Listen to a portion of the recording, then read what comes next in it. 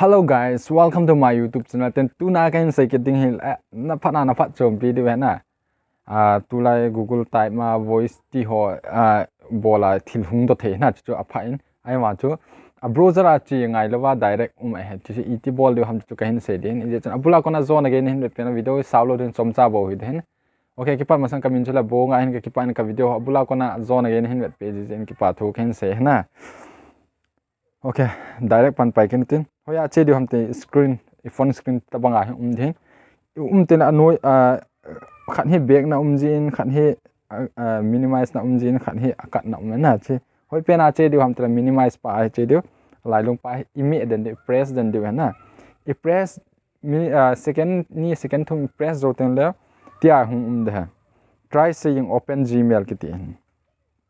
cha hi ip bol di hamte le chi hung do le na say na ip na say ham na te na say cho na detail song cho hin la do yang de na chin cha hi ken kain bol hen example la ken ka type lo na cha recording pe na so what is my name ka ti ha what is my name ka ti la cha hung ki sun jo wa chun cha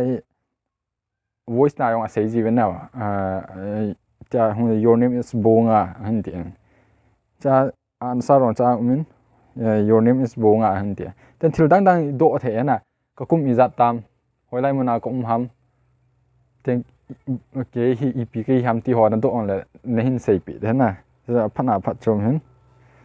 alamang win la ten thil dang question dang hon cha hi easily thena ga ke sar ga ke se ya question na sel answer hung do yeng thena tabang che a useful in je chon nang hon ken wang ka phat chom pi hana nang hon na phat chom pi lo na video na hin chai wa bon hin het ten na try wa hung do he amna che na bola ai lo le thil na het be kane na ti le lung seten like share subscribe hin bol pe divin in teme okay ki pa abula kon hin pe jen ki pa thokin se ki pa